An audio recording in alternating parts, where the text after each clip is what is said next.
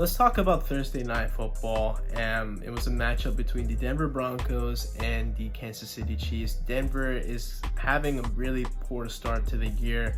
We saw that defensively they've struggled to really cover other offenses. That's been a consequence to this Russell Wilson trade. Last year they had Bradley Chubb, but they had to trade to Miami to even get some draft picks back and use his value to help shore out the roster. But now Russ is just had his worst performance of the year, just under 100 yards passing, 2 pretty bad interceptions.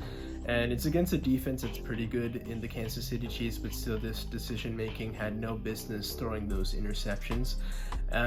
It's just an anemic looking offense now. I mean, I don't know what Russ can do now. I mean, you ride out the year with Russ, and then Sean's just gonna say, I am here for the long haul. So guys I think are gonna win, or I can win with, I'm keeping, and the rest can go kick rocks. And I think Russ might be that.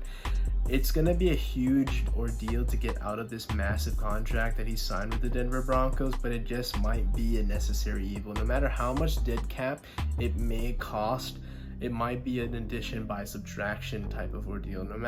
I don't think any team's going to trade for him. It's just not worth it. Even if it's a 5th round draft pick, I don't think it's worth it. And then you have to consider what the fit may be. We talked about how his elusiveness, his ability to create, is one of his biggest strengths, but Sean needs a guy that gets the ball out quick. Drew Brees has been habitually a quarterback that ball is out in about 3 seconds.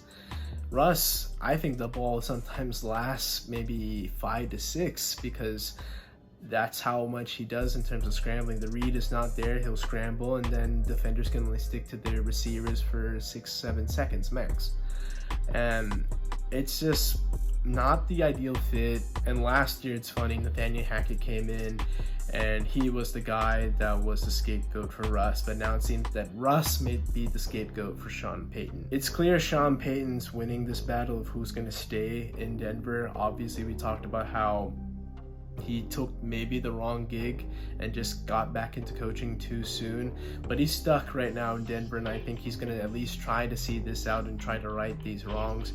But there's a lot of things to clean up, and I think right now anybody is open to being traded, cut, whatever, except Pat Surtain, who I think is just a gem of a quarterback who's trying to make it in this NFL. He's already been an all-pro, so yes, he's made it, but he's probably the only cornerstone piece that this franchise has at the moment right now in Denver. Russ and his market, I mean, if he's cut, there's going to be maybe a team that takes him at camp if their starter or somebody in their quarterback room gets injured.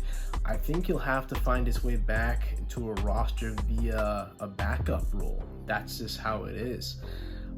That's a huge pill to swallow because you thought maybe there's still plenty of years left in his prime, but for whatever reason, and maybe just hasn't worked in Denver, but we've seen it now with 2 different coaches, 2 different offensive schemes, and Russ isn't really the same guy he used to be in Seattle. And does his question, is it more Seattle to attribute to his success or even Russell Wilson? Because if you look back early on, he was the 3rd round pick, the media darling because he was just a guy similar to Dak, overlooked, and he was also a shorter quarterback as well.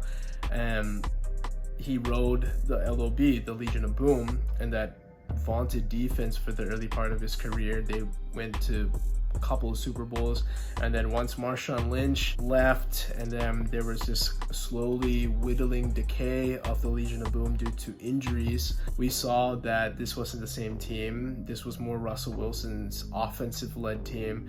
Yes, they made some postseason appearances, but they never even went back to the NFC Championship game since 2014 when they went all the way to the Super Bowl. Pete was the guy to go up to bat for Russell Wilson, but we've seen time in and time out after that, maybe it was more Pete that made Russell Wilson than Russell Wilson made Pete or the Seahawks. Because right now, even with Geno Smith, they returned to the playoffs when countless people counted them out and said that they're going to be a bottom tier team.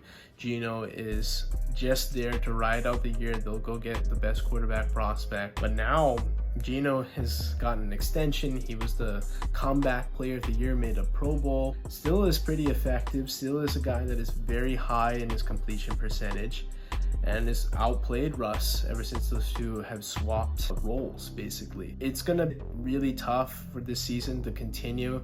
It may be just more red flags, more dark marks on his resume, unfortunately, and he's gonna have to find a way to get back to a roster once he's cut. I think that's just something that Denver has to do, and it's just going to be a complete teardown of the roster and then reset as Sean is trying to get the Denver Broncos back to where they used to be.